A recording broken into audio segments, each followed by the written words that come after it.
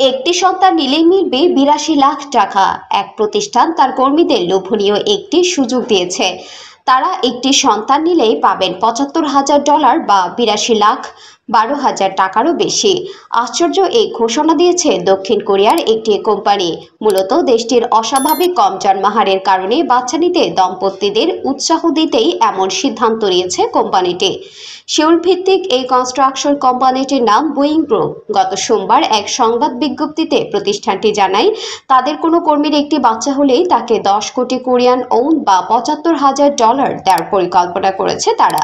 শুধু তাই নয়, এখানকার কর্মী যাদের 2021 সাল থেকে 70টি বাচ্চা হয়েছে, তাদেরও 700 কোটি কোরিয়ান ওন বা $52,50,000 দেওয়া হবে।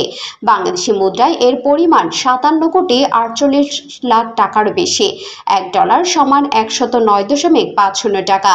প্রতিষ্ঠানটির একজন মুখপাত্র মার্কিন সংবাদ মাধ্যমে সিএনএনকে জানিয়েছে, পুরুষ ও নারী সব কর্মীর জন্যই এই সুবিধা প্রযোজ্য হবে। স্ট্যাটিস্টিক্স কোরিয়া সূত্র জানা যায়, 2022 সালে ফার্টিলিটি বা উর্বরতার হারের দিক থেকে দক্ষিণ কোরিয়ার বিশ্বের সর্বনিম্ন অবস্থানে রয়েছে। এটি 0.78। এই অনুপাতে একজন নারী তার জীবদ্দশায় গড়ে কতটি সন্তান ধারণ করবেন তা নির্দেশ করে। এটি 2025 সাল নাগাদ 0.65-এ নেমে যাওয়ার আশঙ্কা রয়েছে। উল্লেখ্য, দক্ষিণ কোরিয়া ও অন্যান্য পূর্ব এশীয় দেশের বয়স্ক জনসংখ্যার হার ক্রমেই বেড়ে যাচ্ছে। অনেক ইউরোপীয় দেশ ও বয়স্ক জনসংখ্যার হার বেড়ে যাওয়ার সমস্যা ভুগছে, কিন্তু সেই পরিবর্তনের গতি এবং প্রভাব অভিবাসনের কারণে কিছুটা কমে।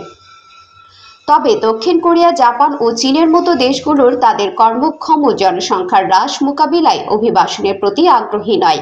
বোয়িং গ্রুপের চেয়ারম্যান লি জুং কুইং বলেন, কোম্পানি তার কর্মীদের শিশুদের লালন পালনে সহায়তা করতে সরাসরি আর্থিক সহায়তার প্রস্তাব দিয়েছে। 3টি শিশু আছে এমন কর্মী সরাসরি $2,25,000 পাবেন। গত সোমবার প্রতিষ্ঠানটির এক অনুষ্ঠানে এই কথা বলেন তিনি।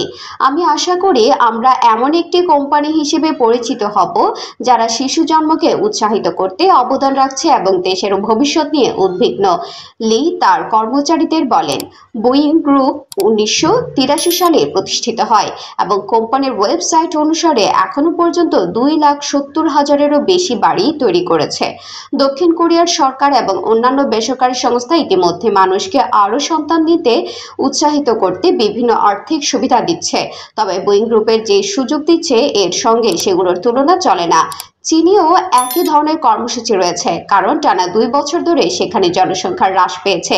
গত বছর বিশ্বের বৃহত্তম অনলাইন ট্রাভেল এজেন্সিগুলোর মধ্যে একটি চীনের Trip.com বলে, যেসব কর্মী কমপক্ষে 3 বছর ধরে কোম্পানির সঙ্গে আছেন, তারা নতুন জন্ম নেওয়া শিশুর জন্য প্রতি বছর 10,000 ইউয়ান $1,376 বার্ষিক বোনাস পাবেন। শিশুর বয়স 5 বছর না হওয়া পর্যন্ত এই সুবিধা পাওয়া যাবে।